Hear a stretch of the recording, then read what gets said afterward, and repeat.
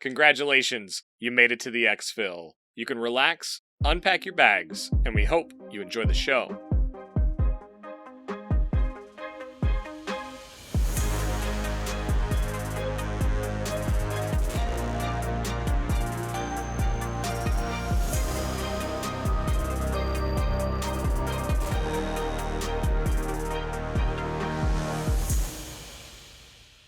Hey there, Mike, aka MTBtrigger here, and with me as always is my co-host Ronal, aka Eric. If you are brand new, welcome. This is an Escape from Tarkov podcast where we talk about all things EFT, and our goal is to get better at the game, and we hope you come along with us on that journey. Real quick this week, just another reminder. We have the PC giveaway going on through XP Media and another XP Media podcast winner. That's our PUBG podcast. We're giving away a PC on that podcast. Everybody at the Exfil is welcome. Make sure that you enter. Don't forget, we're recording this on the 13th of October, and this runs through the end of October 2020, so make sure you get in on that. The best way to support us, on the other hand, is to share the show with a friend. Make sure that if somebody is new picking up Tarkov, if they are struggling, whatever's going on, if they love the game, invite them into the community, show them some support, bring them into the Discord, and we look forward to welcoming them like we do with everybody. We also have a direct support option with Patreon, and lastly, you can support all of our social channels, whether it's on Twitter or YouTube at XPMediaNow. That's youtube.com/XPMediaNow. And if you're looking for me specifically, you can find me on Twitch and Twitter at MTBtrigger, and you can always message me on Discord as well. But that's it for the beginning. Ronal, how are you, man? Let these folks know how they can get in touch with you as well. Hey, what's up, everybody? Doing pretty good today. The best way to get in touch with me is always in Discord. Go ahead and shoot me a DM any time of the day. We're answering DMs all the time in Discord and engaging in the Exfil community, which is awesome. You can follow me on Twitter at Ronal Gaming. And if you need to email the show with something slightly more formal or just something you can't do in Discord, go ahead and send an email to xpmedia2020@gmail.com. You can also find me hanging out in MTB Trigger's stream on Twitch, talking with people in chat while Trigger owns it up in whatever game he's playing. And lastly, I want to talk about our Patreon option.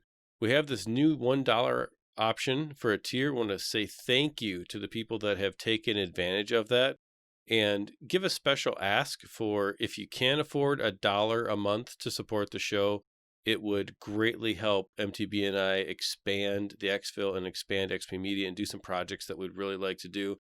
Please consider it.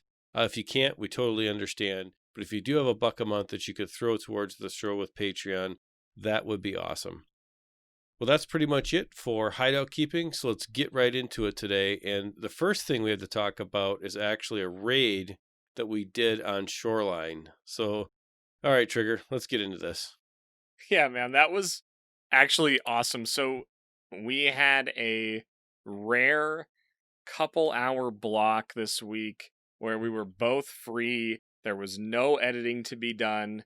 We said, hey, what should we do? And we're like, let's go jump into a big map, because oftentimes when we would carve out an hour or whatever else, we'd start talking about the show, or we would get into planning, or we'd have some audio track that needed to get edited, but we had a couple hours, so we said, let's jump into some Shoreline. Let's do Reserve. Let's do something longer form. Let's plan on being in the raid. Let's get some tasks done. Let's do whatever. So Ronald finally won and said, let's do Shoreline. I've got some tasks there. And of course, that's his home map. And I was all about it. So I don't remember what tasks you had. You had one of the signals, I think. And then, yeah. What were the tasks we were working on? We had the task to go and mark the 3 satellite dishes. So whatever signals that is, that's actually to place the marker beacons on them. Yeah. And then we had therapist's task to go and discover the colleagues. I think it was colleagues part 1 or something, where you have to go and discover the body under the white sheets, under the helicopter, in the village, and then on the pier.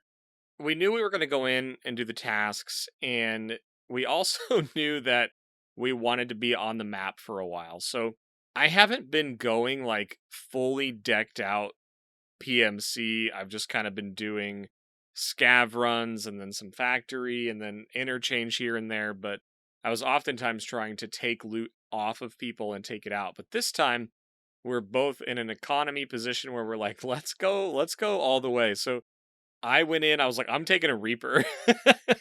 And we had this conversation a couple weeks ago where it was like kitting out for different roles. And I was like, okay, well, I'm going to take in a thermal. It doesn't really matter which side of the map we spawn in. And you brought out the famous Chadar. I love the with, Chadar, man. I know. Was it? And it was Valde, right? You were rocking the Valde scope? Mm-hmm. Yep, Valde. Yep. So we spawn in. And again, our goal was just to get tasks done and spend time. No other agenda. Because I was bringing in the thermal, we talked about it ahead of time that we were going to go potentially up to the resort to get that therapist task done, but we weren't going to go all over the map. Or excuse me, we weren't going to go into the actual resort. So first and foremost, it was kind of cool to plan this out ahead of time because that alone made me feel comfortable taking in the Reaper because I didn't want to lose it. At the end of the day, I didn't really care, but I really didn't want to lose it.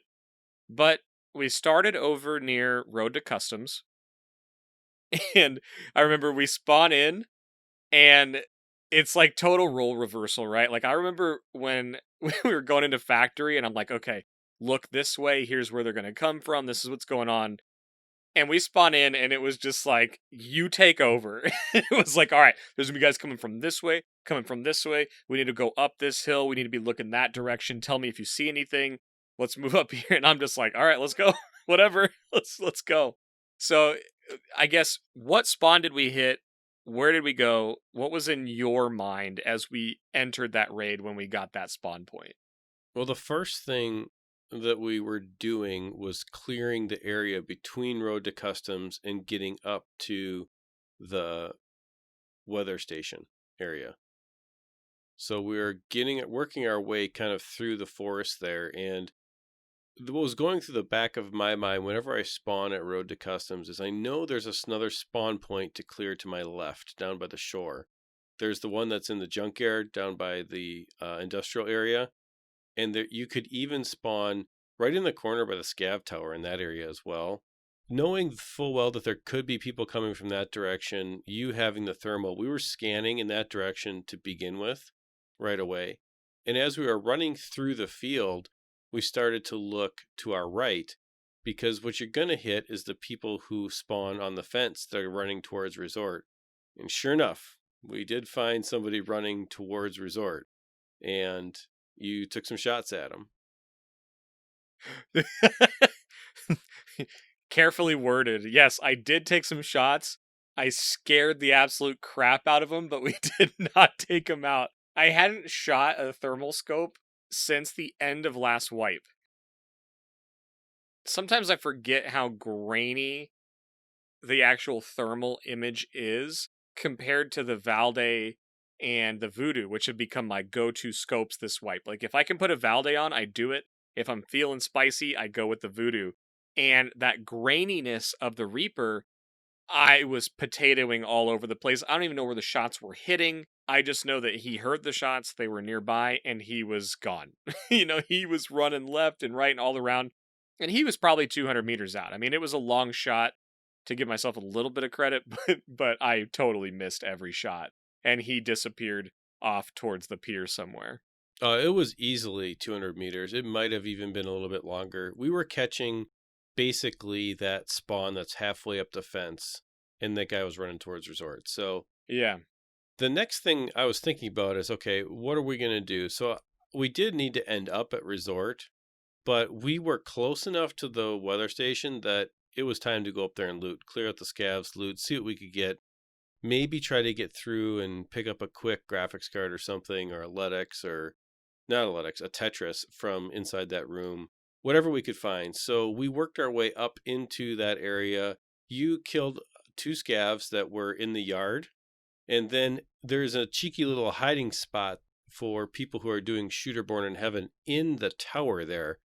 And so as we kind of came up, you were watching that tower, and I ran towards the building, and we were trying to do two things there, really. I was trying to draw out somebody from the tower if they were trying to do Shooter Born in Heaven with you having the thermo on the tower, just in case. And it turns out there wasn't anybody up there, but that's a good thing to remember if you're in that area, because that is a classic hiding spot for Shooter Born in Heaven. Went upstairs to the second story in the power station, looted a couple things, didn't spend too much time there. And then we were on our way. Now, we did hit my new favorite descent point towards the pier and gas station area. There's a little hole in the rocks on the south-facing cliffs by the power station. And it's a little bit of a gap where you can actually get all the way down to the ground level without incurring any fall damage. It's a great way to get quickly down and out of a potential bad situation that's happening if you're in a fight in power station. And it's also just a faster way to get back down to ground level to head towards the pier and the gas station area. Yeah, I kind of want to outline this too, though, because we finished at the weather station, and the Shooter Born in Heaven spot that Ronald's talking about is on that tallest tower on the weather station. There's that platform up there. And so we scoped that out, we cleared it. And right then, I mean, and we didn't spend much time getting to this point other than the 20-25 seconds we were shooting at that first enemy.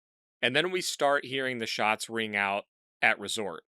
And it was like, okay, we're already really far from Resort. There's no reason for us to rush there. So we thought the next best thing to do was to go towards the gas station and see if we could reconnect with the guy that ran away towards gas station, or if we could catch the people that were avoiding Resort and crossing down there. So this is when we took that little shortcut that Ronald was just talking about, which it kind of looks like a really steep rock slide. And right now, it doesn't take any damage, but I'm wondering if this is going to be one of those spots you have to be careful in with the new fall damage change in 12.8. So either this week or whenever this comes out, this one could be interesting. It may be one you have to be more careful on. I still think it's shallow enough that we shouldn't have to worry about it. But we took that down, and then we kind of made our way over to the gas station area. We heard a shot ring out from the top of gas station, and I look over, and the sniper scav on top of power had been killed. And I don't know if it was that shot or not. So we kind of hung out in that area on the east side of the river, not on the road, and kind of on those hills that are right there, just checking out power, checking out gas, checking out pier. And we spent quite a bit of time there because we controlled that choke point. We kind of knew where all the action was. And the only thing that was unaccounted for was the guy that ran down the road towards gas station at that point. And it's an important thing, too, because we didn't need to be in a hurry at that point. We're still 40 minutes left, and we're sitting there, and we controlled the gas station. And there's two scavs that are on deserted beach that you have to watch out for. They pat around, and you got to find them. And like Trigger said, there was some shots being fired up at the power station, most likely taking out scavs in that area. So we waited. Now, I had a quest to complete that was on the pier, and what I did was Trigger covered me. I just ran up on the pier, ran down the side, got up there, got my quest item, and got out. No big deal. And we got back to basically on that rock that's facing the gas station and the pier in that corner. And we had a decision to make. Do we go up towards Resort now, or do we go over to Villa, or what do we do? Or do we cross here or not? And so in Shoreline, there is only a couple of really safe places to cross, especially on the south half of the map. You really have three. You can cross in the power station area, you can cross at gas station, or you can go up to Resort, and of course you can cross there as well. So knowing that, we decided it was the perfect moment to cross. So we made sure we crossed the river, and then we worked our way up the side of gas station, still looking for the guy who was shooting at Sniper Scav the whole time, who we didn't see. We didn't see anybody, and then we worked our way up and past power station, up the side of the river, into the resort area. Now, this is an interesting spot because we didn't intend to go inside, but as everybody knows, you need to be careful because you can be heard outside very easily. Yeah, and I think one of the most interesting things for me was I hadn't used the thermal scopes since they changed how they work with glass. So it used to be you would take a thermal up to the resort area and you could see clear as day somebody moving between the windows. But now it's just kind of like a smoke screen. So we got up to the wall and it was like, I'm useless here on the outside. So it's like, we need to do this and get out because I think there was a part of both of us that was like, well, we're here. Maybe we should go in. And I made the call and I said, I can't see in these windows. I think we need to clear this and get out of here. But we got the task done in front of the helicopter. And it's interesting, this decision process, because you said something a minute ago that's very true. And I didn't think about it. You had a task done at the gas station. And I didn't think about it, that was the first time that we could have left. And it was the thing I want to talk about in a few minutes. But that's interesting. So we did make the decision back there. Then we got the helicopter task done, which was the body underneath the medical blanket. And then you're like, hey, I need to get up on the roof. We're here. We don't hear anything. And then, like, right as we're saying that, we hear shots ring out inside the east building. And so we're like, let's wrap around west. Let's get up on the roof as fast as we can. So we start working our way around. And he's outside the fence at this point. I'm inside because a SCAV had come out and I took it out and I wanted to see the loot, of course. And then we heard those shots ring out. So then I'm like, okay, I'm going to go inside of the fence. You kind of come outside. Let's make sure we don't get flanked up that rock wall on the west side of the resort. So he comes around, I come around. We meet up near the entrance to west. And then we work our way up the wall. And as we're getting ready to go up the metal stairs, we start hearing footsteps all over the place right on the other side of that. And we're in a spot where we can get naded. They can see us. I can't see in with a thermal scope. So I made the call, like, let's go up and get up and just let's send it. And fortunately, we both got off safely. And then we were using that high point to look down and clear our surroundings, and there's nobody in any direction on the west side. I mean, we're looking all over. We don't see anything on the thermal scans. So we stay up there for a little bit, but we got the signal task done. So now at this point, I forgot that you had 3 actually. So at this point, you went and got your signal task done. So now you had 3 complete tasks done, and we're on the roof of the West Resort. Yeah, and on the way to that, if you remember, there's one other thing. There was a SCAV that came out of the woodwork and was shooting at me with a Taz. And he was sitting in the terminal area as I was running kind of around the rocks to meet you on the other side of the fence. And so that was just another annoyance, but it was dangerous because the SCAV was giving away my position. There was a PMC there. And of course, there's PMCs in the resort. So we took care of the SCAV and we moved on. But yeah, we did make our way to the roof. I did place the signal relay. And then we made our way out and we started heading west towards Villa. And when we were going through the woods, the big concern here is 2 major things. At this point in the raid, we're at about 20 minutes, 17 to 20 minutes, which means that a lot of the big PvP is already done. And so the geared boys are on their way out. And the question is, where are they going out? And we had stopped hearing grenades and fighting in the resort at this point. And there's scavs in the woods between terminal and box truck in various places. So we're doing thermal scans and we're making our way towards Villa. And we have to kind of make a choice because we actually ran into a very interesting situation at Villa. I think before we talk about Villa, I think there was a really critical communication point where we knew that fighting had happened on East. And at this point, my PvP instincts had started to swell, right? Because I shot and missed early. We killed a couple scavs along the way. The only person that we knew where they were at that point was the team on East. And it's like, we thought that was the team that started on our side of the map and was in east, so they're probably going the same way. It was at that point that I started to think, ooh, maybe we should fight these guys. And then I'm like, okay, so should we look for these guys? There was fighting maybe up at Rock Passage. We still got a lot of time. What do you want to do? And you made the call to say, I've got 3 complete tasks. I think we should get out and reset, and then we can come back and do PvP, but I want to get these turned in. So that was the conversation, leaving Resort, heading to Villa.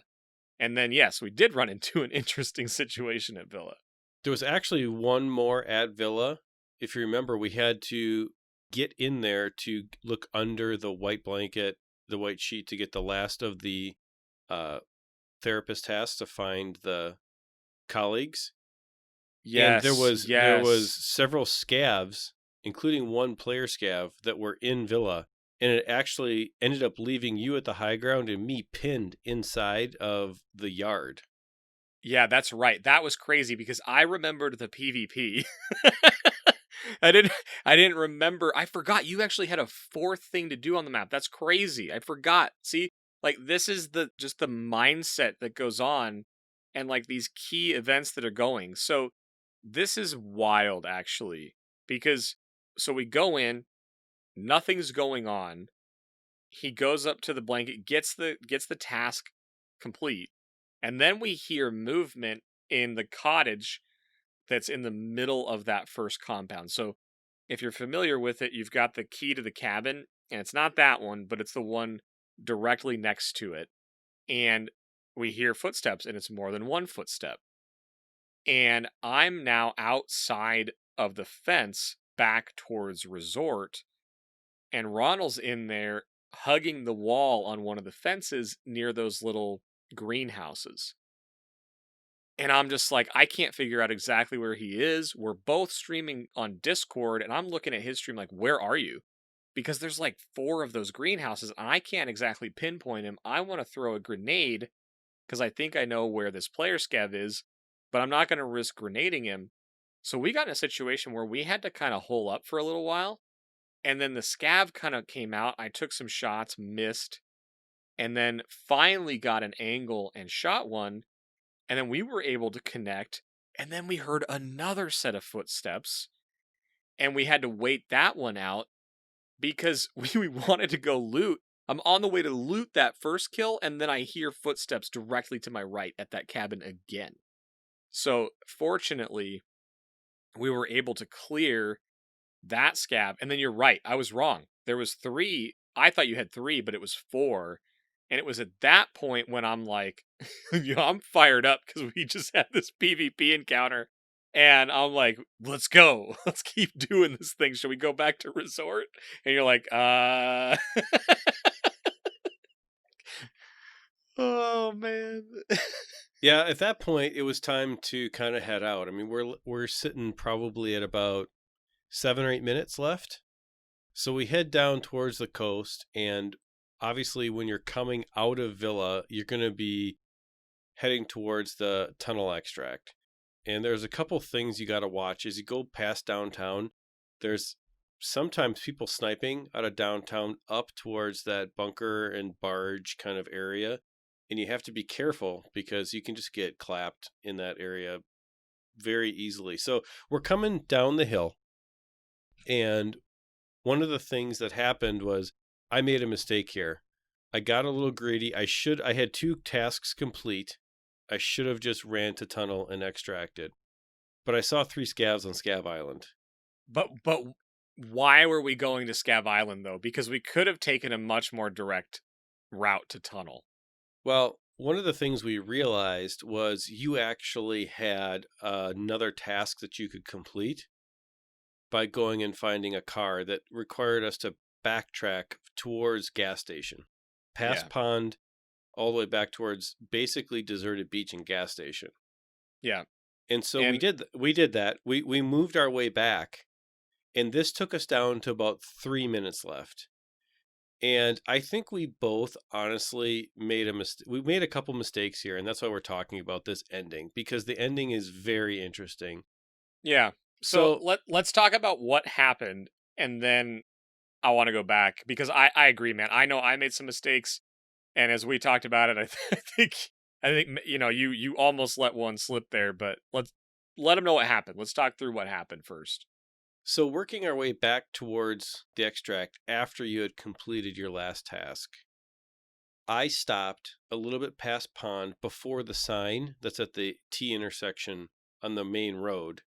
I stopped, I had an okay spot, and I took some shots at SCAV Island. And I hit 2 of the 3 scavs, and the third one I missed. And I got a little annoyed, and I had another minute left, and I made the mistake of assuming that at like 1 minute 45 seconds there just weren't any more players basically left. And so I was taking pot shots at a scav, and I should have been I was ready to run towards the tunnel extract, like literally within 3 or 4 seconds, and I get shot from behind. Now I'm wearing a Giselle, so I absorbed the first 3 shots. And I'm running, and I don't know where they're coming from. I ran towards cover, and I almost made it back to Trigger was in the bunker area on the road by tunnel, and he was right behind the wall. And I almost made it back to him, and I die. And so I had 2 tasks complete. I had 25,000 XP worth of tasks. I had at least 5 or 6 scav kills worth of XP done. I had a bunch of loot, and I die with like 2 minutes left in the raid.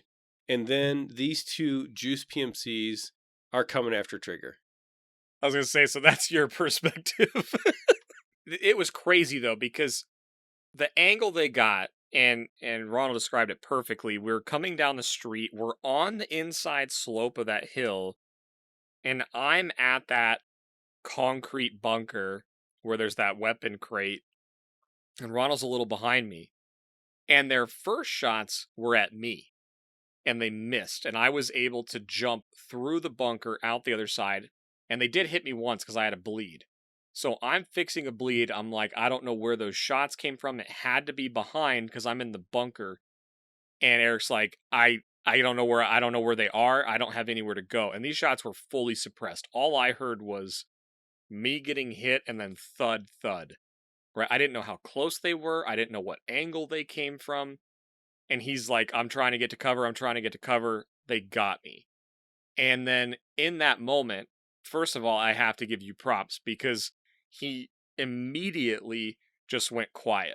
Not, I can't believe they got me. Oh my gosh, I had all these tasks. And I asked him a question, do you know where they were? And he's like, I think they were up the hill behind me. And then he went quiet. And he let me finish out this situation. So I'm on the backside of that bunker. I had fixed my bleed. And my mindset at that point was, okay, my teammate's dead. I want to save his loot. They're probably thinking, based on the amount of time left in the raid, that I ran. I was playing on the fact that they... It's so weird. I. My anticipation was they thought I Exfilled, that I ran and left. I didn't move. I was on the backside of that bunker. I found a corner. There was a little concrete road stop so that they couldn't come right up to me around the corner. And so I was looking out towards the beach, thinking that they would come down the road, and I was right. Now I have an M1A with a Reaper, and I didn't put a cannon sight on, so I'm just rocking the Reaper. So, okay, I got a hip fire. I got a point fire here. And the first guy comes running up. I heard the other guy prone, so I'm assuming he's looting Ronal. This guy comes around the corner, and I shot like 4 bullets. I take him out, and then I immediately strafe out to the right, and I catch this guy standing and running up the hill, and I probably hit him once or twice, but I didn't take him down, and then I reload, and then I catch him up the hill, and I take him out. When they died, there's like 2 or 3 minutes left, maybe? There was not much time. So I'm like, I'm not going to chuck any of your gear. There's no way it's going to go anywhere. I'm going to loot these guys and get out. And I could tell from just the thermal image that they had some gear. And they were both thick boys. They had cleared out the resort clearly. So they both had attack 2 bags, completely stuffed. Guns, ammo, everything. So I did my best job to sort through that. Got a ton of value out of it. waited until there was about a minute left, maybe even less, and then I just booked it for the Exfil and got out. So we both got out, and a couple things happened. I remember them. One was we were both like, okay, that raid was awesome. And then we were both upset that we both didn't leave. And I was like, man, I'm so bummed that you're gonna like have to wait for that gear on insurance, or that we both didn't get out and you didn't get your tasks. And Eric's like, I don't care about the gear. I have to redo all those tasks. And that was the moment that I was like, ugh, such a bummer. But there's a couple critical things that happened. So I really want to talk about finishing the raid strong. And I want to talk about that kind of as our strategy topic this week, because there's a couple things that, as I thought about this raid after the fact, that I know I did wrong. And we talked about some of our key decision points during the raid, but there's a few things that we did that were just, man, we put ourselves in a bad scenario. So you want to kick it off here? Yeah, I think that we can rewind back to when we were coming out of Villa. There's less than 10 minutes left. When you said, hey, I can go get this other task done, I should have said, no, Trigger, we're going. But the reality of it is you develop in a raid after you're building success upon success. And honestly, we probably put a little bit too much faith in the fact that we had a Reaper with us.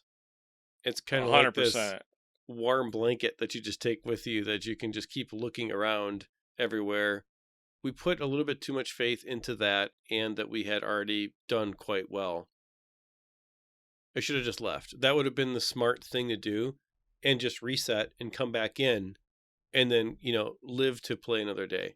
The other major, and I wouldn't say that that's not a mistake, that's just a lesson learned in when it's time to go. And that's Tarkov. The big mistake that I made is I gave away our position. I probably fired like 10 shots at that stupid scav that I missed. And it was unnecessary. And I did it because I had a false sense of security that we were still alone in the map, basically. We didn't hear anything in Resort. We only saw scavs scanning the woods between Terminal, Construction, Villa, and Box Truck all the way down. We only saw scavs. And these two PMCs were behind us the whole time. Basically, they were probably looting and cleaning up the resort when we were on our way out. That's probably what they were doing. I think they were the guys in East, and they probably went to West and looted that before coming behind us. Yep, that's probably what happened. And if I wouldn't have wasted so much ammo firing at those scavs, just the time used and the sound that was made, it would have been interesting, because we may have all ended up at Tunnel together, which may have ended differently. Yeah, I think for me, it was a couple things. And again, I'm just going to come back to finishing the raid. Like, we had an opportunity to just get out, complete 3 tasks, of which one required 2 different events. And that's where I think we messed up. And a lot of it comes down to me. I'm literally, as he's doing some of these tasks, I'm sitting there thinking, I'm looking through my task book. I didn't even think about this before we went into Shoreline. But we're sitting there in Villa, and we were in Villa for a long time. And to a point where I'm like, we're playing audio, we're sitting here. So I pull up my tasks. I'm like, I wonder if there's anything to do over here. And I think it's Artemum's car. And like, I know where that is. It's past that second ambulance. It's right on the road. It's like directly south of us here. Should be no problem.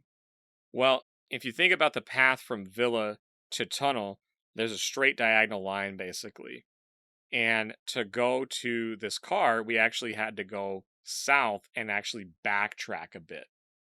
And the reason I bring this up is I wish it would have clicked in my mind, like, backtracking when we've been in the raid for as long as we can is giving anybody that's behind us a chance to catch up. And we had so much done already. The other thing that I didn't think about was the Reaper is a warm blanket. The Thermal is a warm blanket. It's like, if somebody approaches us, I'm going to see him. And I was doing 360 spins the entire raid, just making sure that no one surprised us. Well, when you go down onto the street, on Shoreline, you're literally just able to see the shoreline. And now the entire vertical flat part of the map that the Reaper is so powerful on is useless, basically. I mean, it's still really good for that spot, but the benefit of it is to basically, draw 100+ meter circle around yourself and you can kind of see what's coming after you. And we took that away. And so as we shot, we did two things. We backtracked, which took us closer to enemies, meaning they could hear our shots even though they're suppressed. And we allowed them to catch up. And then as we're taking shots onto SCAV Island, and it's just kind of crazy, and this is Tarkov, right? But that last SCAV that we're shooting at missed, and he goes behind that big ship on SCAV Island. And we're both standing there for probably 2 seconds, being like, is he going to come back out, or is he gone? And we hesitated, waiting to see if he came out the other side, and he didn't.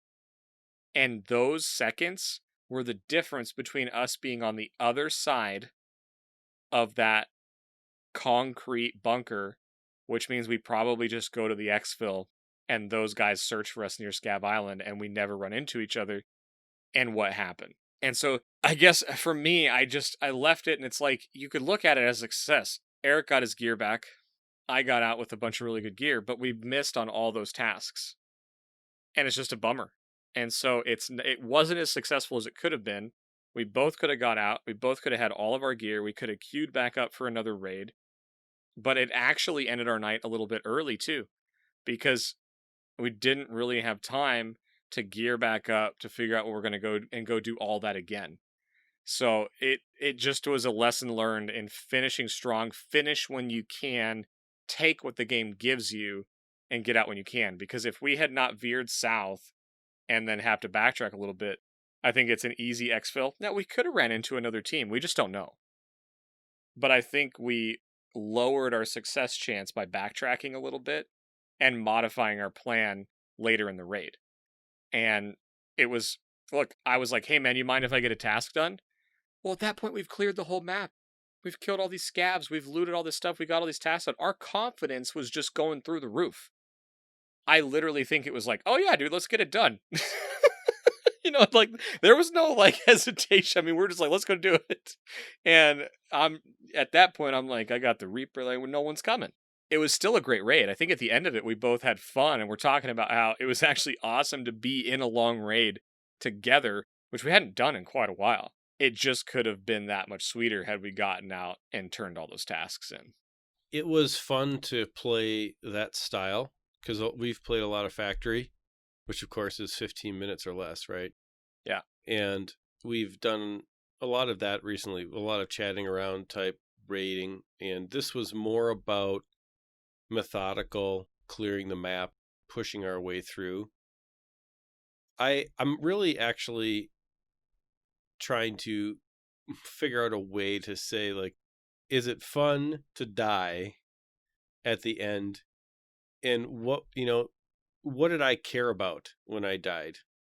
Because I think Tarkov's in an interesting place, and it actually made me think about what I was disappointed with.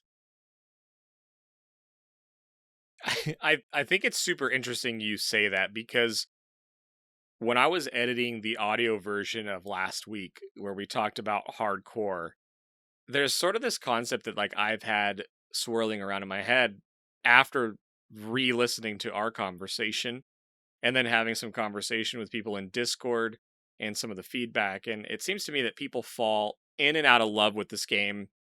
And the more time you spend with Tarkov, it's easier to jump in and out.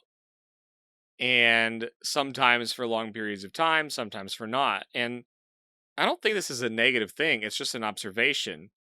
And for me, that's both personally, it's for people that play in Discord and I talk to over DMs a lot, and even of streamers, right? We see people jumping in and out of the game as we get deeper into the wipe.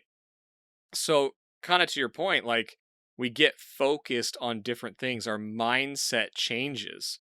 I would relate that to complexity of the game reduces as you gain more knowledge and you get more mastery of the game. Sometimes the accomplishments I don't know if diminished is the right word, but sometimes they change. Sometimes they are more impactful when they don't happen.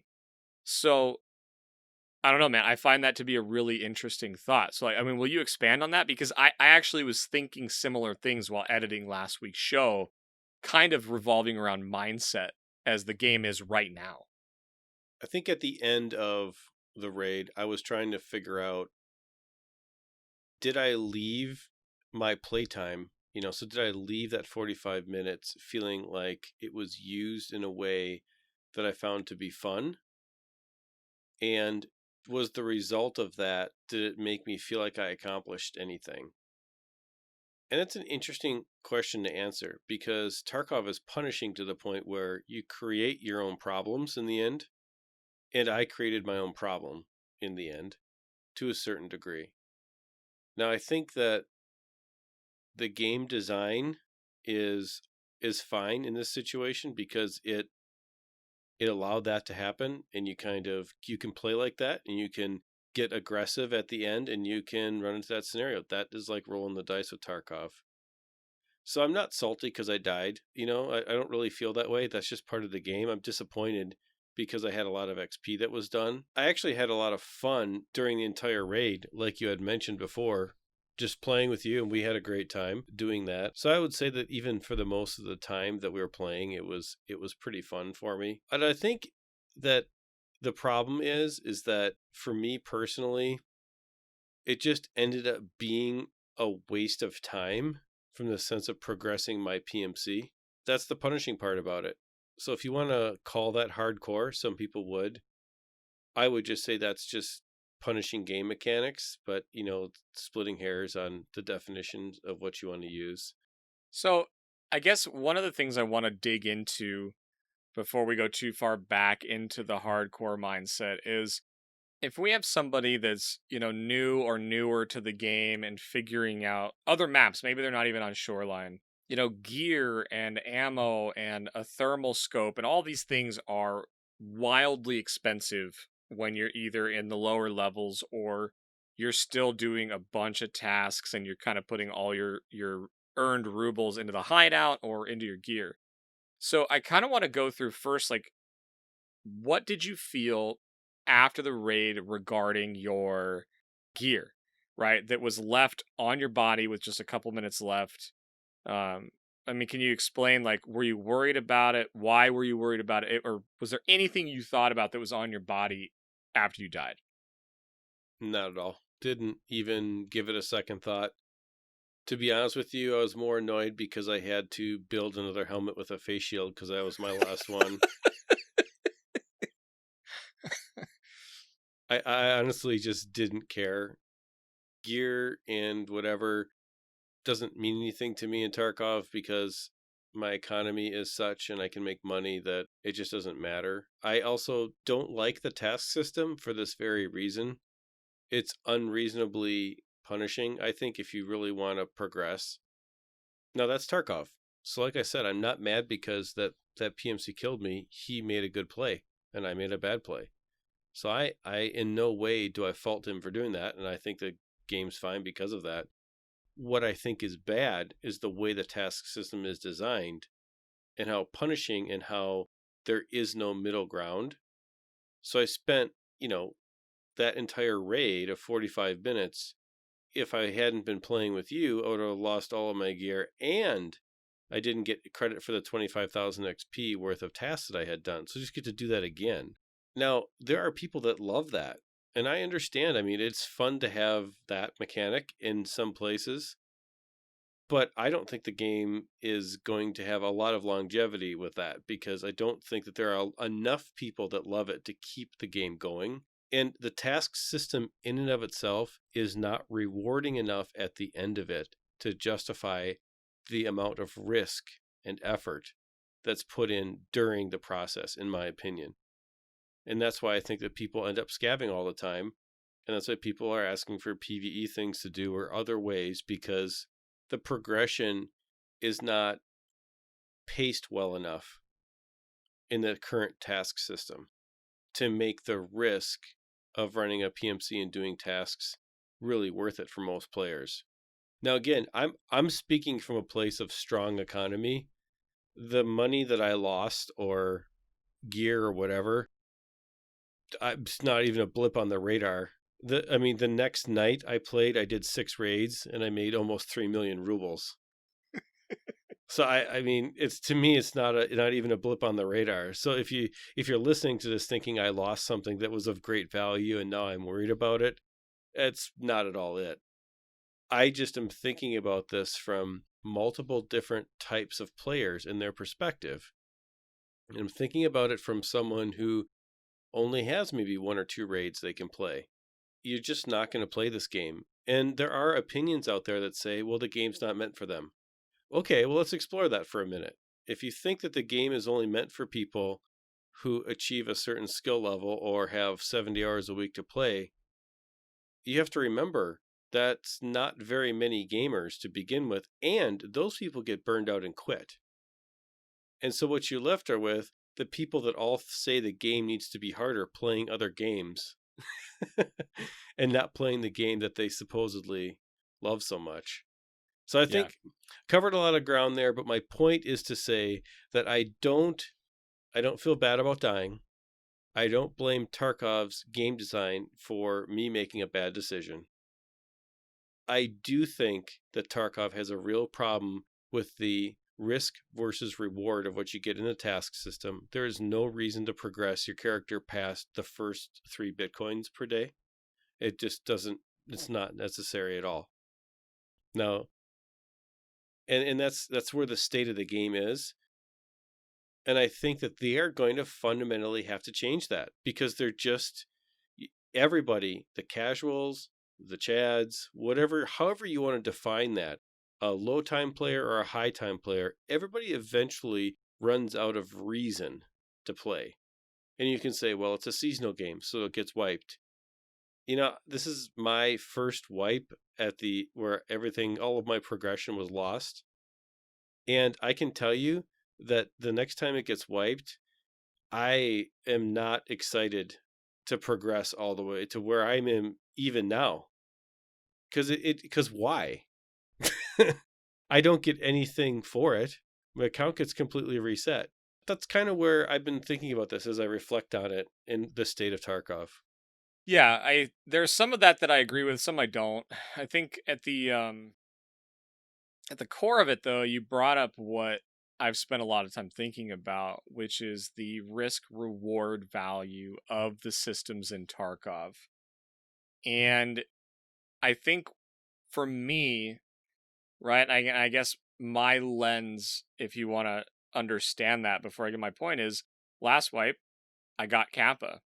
And the reason for that was I felt that doing the tasks for the first time and seeing all of them was enough of a discovery. It was enough of an exploration that it was worth the risk, which was a tremendous amount of capital to get those done. A lot of rubles went into getting those tasks done, and a lot of time went into getting them done. But before they implemented Find and Raid, to me, those extra 3 slots in my secure container, that reward was worth the risk and the time investment to get it done. This wipe, I don't see Kappa as being worth it with the Find and Raid change. Because if you die and an item loses its Find and Raid status, doesn't matter if it's in your secure container or not, the goal is to survive raids, and an extra 3 slots in my secure container, I'm probably better off just taking in a better backpack or a larger backpack and having more slots there. That's how I view that change particularly. So for me, I look at risk reward and say the risk is still there to progress through the task system and to work towards Kappa, which is the only reward outside of experience, which can be gotten other ways. There's currency as rewards. There's some unlockables at the traders, some gear that you can only get after you do certain tasks. But at the end of the day, all of that's purchasable on the flea market. So there's this kind of balancing act of economy versus in-game, and they took a lot of the reward out because of the way they tweaked the systems. And so all of that said, I look at your play style, at least some of the stuff you explained, as being from an economy perspective. You have, I don't know if mastered is the right word, but you have an incredibly efficient and successful economy strategy that lets you gear up however you want to gear. So I understand how the reward of leveling up and unlocking more stuff with the traders just doesn't make sense when you can go in and run a couple raids and get millions of rubles out because of the runs that you've perfected. Totally get that.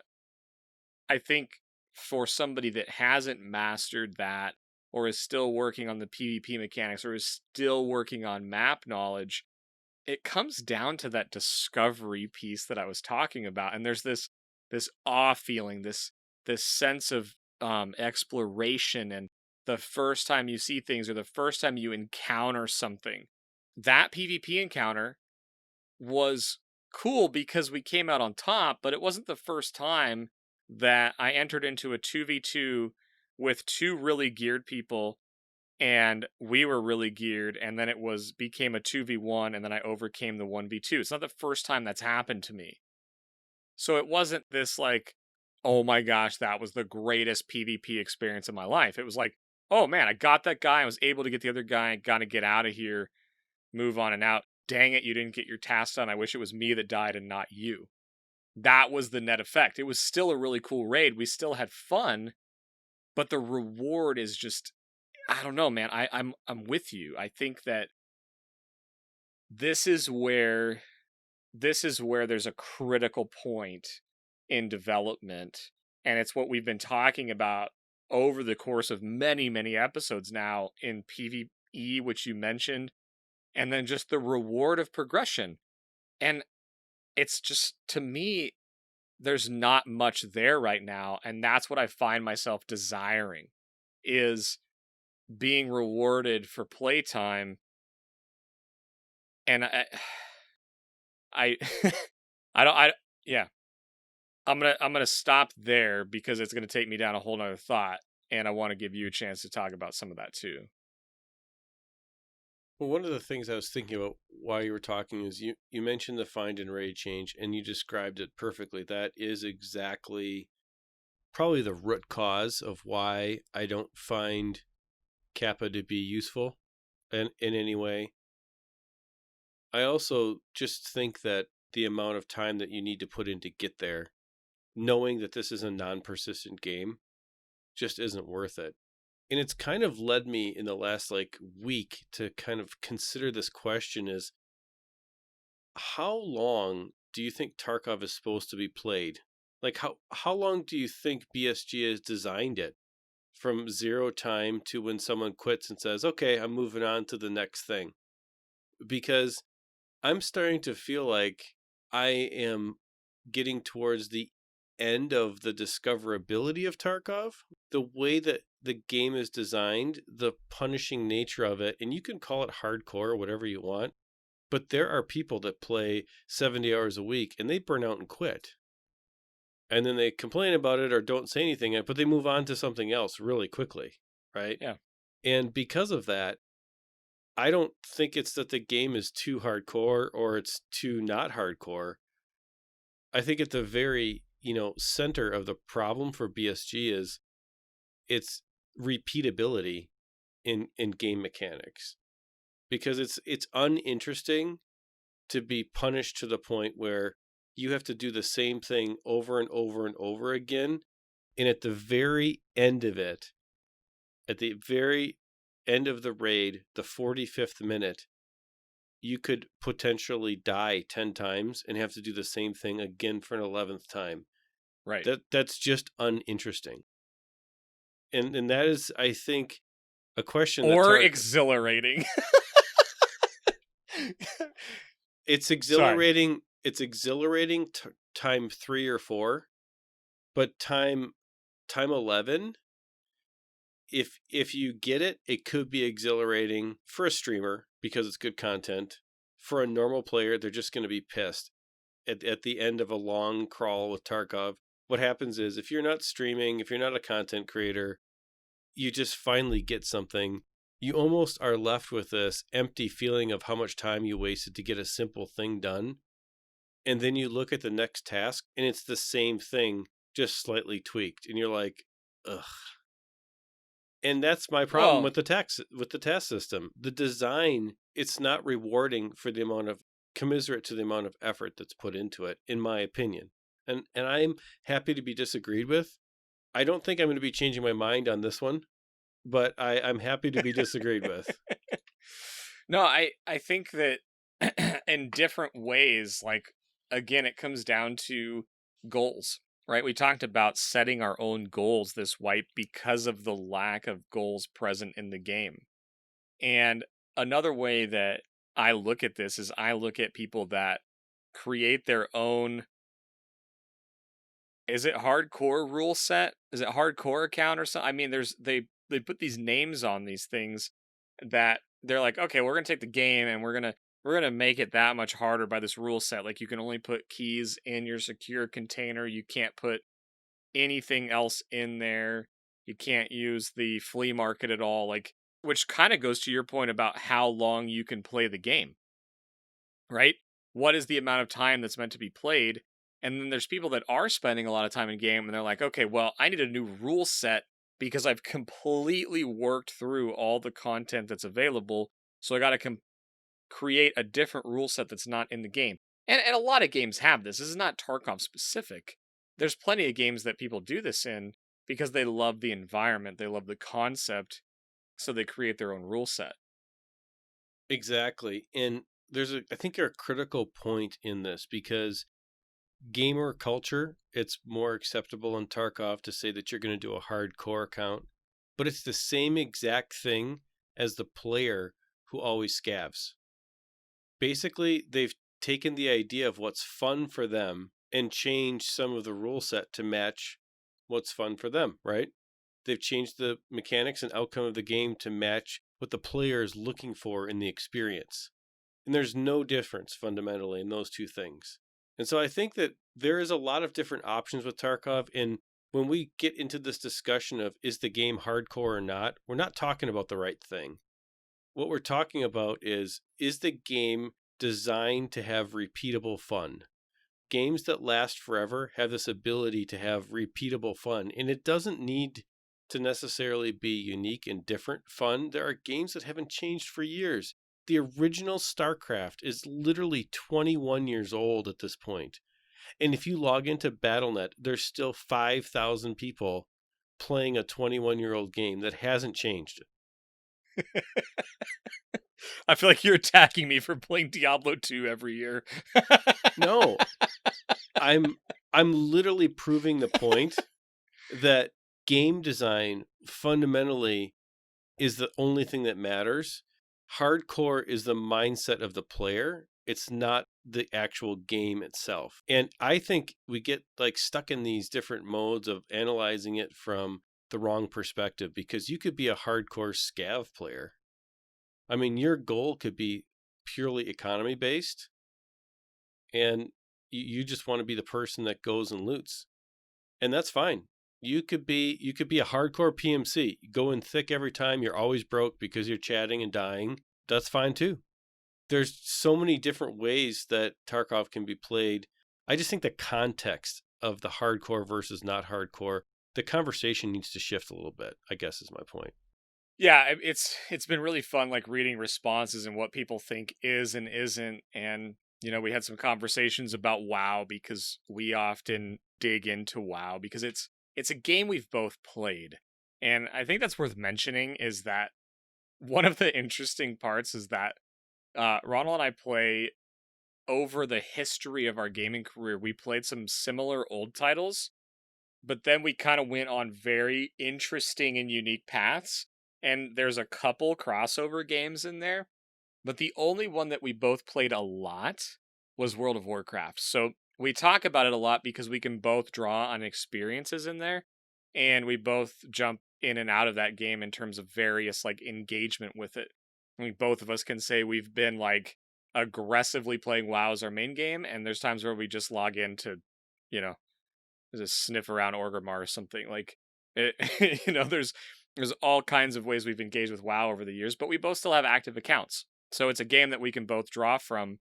So it's been fun to have those conversations, and this whole sort of hardcore question, and the reason I originally asked it was because it gets brought up all the time, and it's confusing, and there's all of these different ways that it's manipulated, and it's hard to attribute to certain things because it's not clearly defined.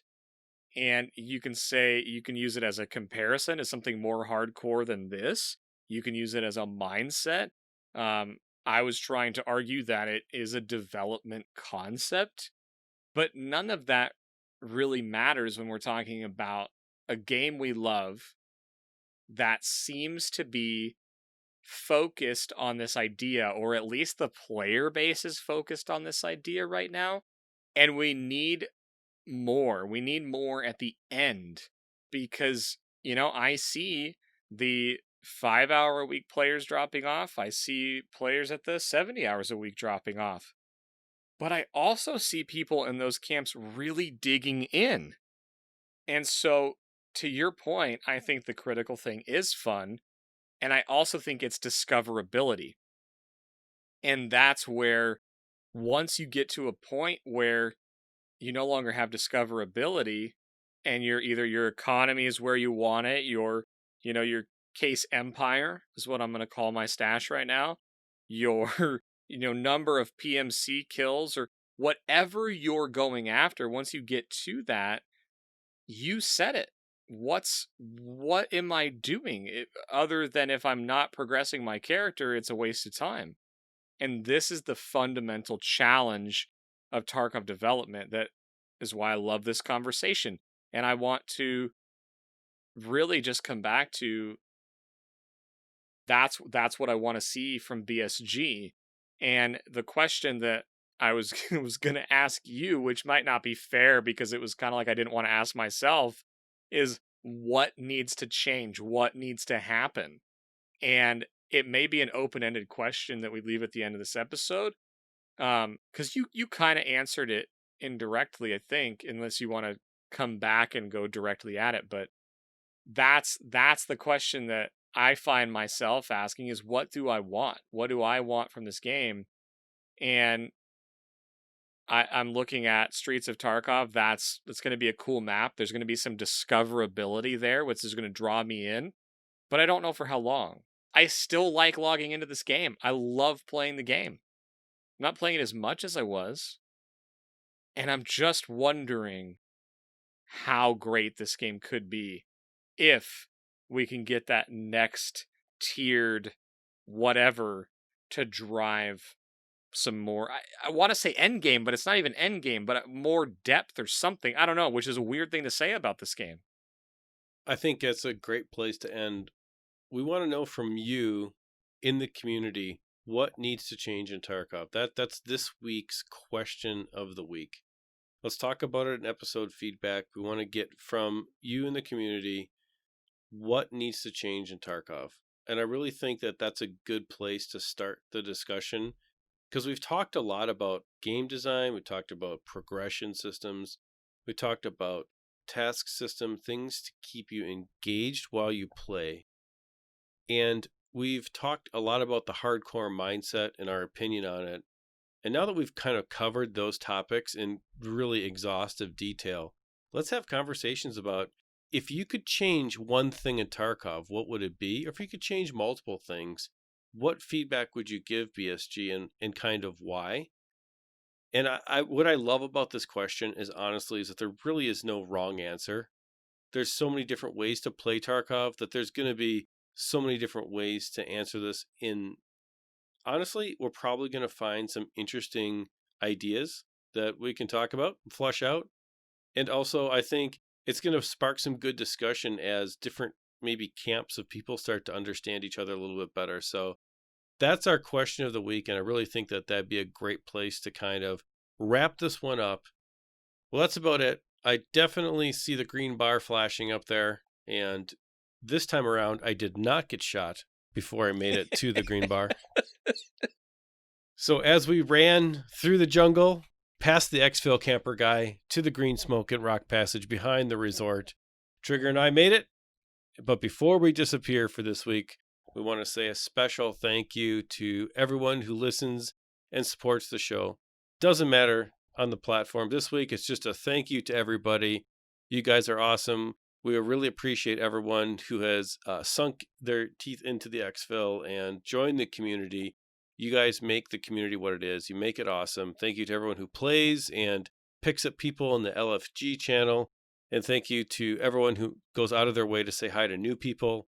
It's just great. It's honestly what we wanted when we started this, and it's turning into a really fun gaming community in the XP Media Discord that actually includes several games now.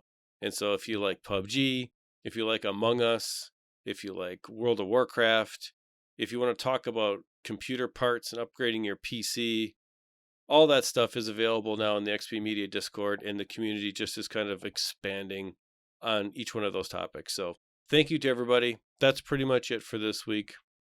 I'm going to say the same thing I say every week, which is good luck with your raids. And if you're a SCAV only, I hope you make lots of money. If you're a Chad PMC, I hope that I get to shoot you on your way up to resort.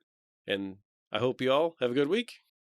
Yeah, same. And one quick thing before we finally sign out here. I want to throw this out there, and I didn't know exactly how to say it earlier, but I had one of the coolest conversations over DMs. And I'm not saying DM me every time you disagree with me, but I had a conversation with a guy that basically disagrees with my entire viewpoint on Tarkov. And it was actually one of the coolest conversations I've had, because we got to talk about where we disagree and why. And I understand their points. I just see it differently. And ultimately, I play games to have fun in my play style. And I see things differently than people. And the fact that I could have a respectful, deep conversation with someone that completely disagrees with me was really, really cool. And that is why I love this community. So it's okay if you disagree. It's okay if you don't understand. It's okay if I confuse you or you don't quite understand where I'm coming from. You may confuse me, and that's okay. And it's just really cool to be somewhere where someone's comfortable enough to reach out to me and say, hey man, I don't agree with anything you said, and here's why. And we had a bunch of DMs back and forth. So that's all for this week, you guys. No particular platform, like Ronal said, but I also want to wish you a great week in game. Hope to see you out there on the battlefield. If we see you in raid, I'm definitely going to shoot at you. If you're lucky enough, you'll get to run through the woods and I won't be able to hit you. So anyway, that's all we got for this week. Have a great one. Hope the raids go well. We'll see you very soon.